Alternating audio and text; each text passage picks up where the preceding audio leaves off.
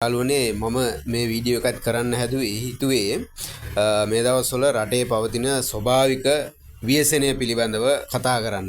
මොකද අපිට තරුණ විදිහට බලාගෙන ඉන්න බෑ මේ විපක්ෂයේ කණ්ඩායම් කරන විහිළුව සම්බන්ධව. මුලින්ම මෙයාලා මාධ්‍ය සංදර්ශනයක් දානවා.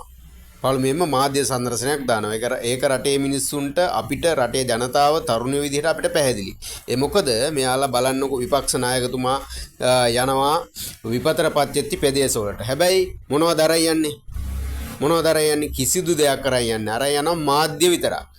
නේද? අර මම දැක්ක පඩිපෙළ නගින්න බැරුව ආරක්ෂකව දෙන්න දෙපැත්තෙන් මුක්කු දෙක ගහගෙන තමයි පඩිපෙළ නගන්නේ. ඉතින් එහෙම නායකයෝ. හැබැයි මෙයාලා අඹමාල් රේවණියක ලුණු ඇටයක දෙයක් අරන් යන්නේ නැහැ. හැබැයි මෙයාලා 25000 දුන්නාද? 25000 හම්බුණාද? ජනාධිපතිතුමා කියලා දවස් දෙකකට පස්සේ ගිහිල්ලා 25000 දුන්නාද? 25000 හම්බුණාද? අන්න එහෙම තමයි විපක්ෂයේ දේශපාලනය. හැබැයි ඒක මේ රටේ මිනිස්සුන්ට දැන් පත්‍යයන් වෙලා පළපදියම් වෙලා තියෙන්නේ. ඔයාලගේ දේශපාලනේ තිත්තයි ඇත්තටම මේ දේශපාලනේ නවත්තන්න ওই විදිහට දේශපාලනය කරන්න බෑ. වෙන විදිහකට වෙන විකල්පයකට දේශපාලනය ගෙනියන්න. ඒ නිසා මමට කියා ගන්න ඕන උනේ මෙයාලා මේ ස්වභාවික විපතෙන් පවා දේශපාලනය කරමින් ඉන්නවා. හැබැයි මෙයාලා දුන්නු කිසි දෙයක් නැහැ. මාධ්‍ය සංදර්ශන දානවා. ඊට පස්සේ රාජ්‍ය නිලධාරීන් ආවද කියලා අහනවා. එතකොට රාජ්‍ය නිලධාරීන් විදිහට පළාතේ ප්‍රධානියා ආණ්ඩුකාරතුමා මැදිහත් වෙනවා. ආණ්ඩුකාරතුමාගෙන් පස්සේ දිස්ත්‍රික් ලේකම්වරු මැදිහත් වෙනවා. දිස්ත්‍රික් ලේකම්වරුන්ගෙන් පස්සේ ප්‍රාදේශීය ලේකම්වරු මැදිහත් වෙනවා.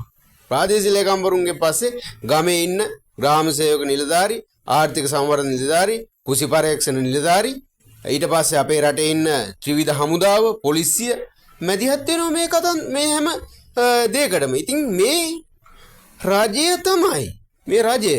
හැබැයි මේකට මෙයාලා හිතාගෙන ඉන්නේ නේද? ජනාධිපතිතුමා යන්න ඕන, ඇමතිවරු යන්න ඕන, ඇමතිවරු, ජනාධිපති, ප්‍රාදේශීය සභා මන්ත්‍රීවරු, ප්‍රාදේශීය දේශපාලන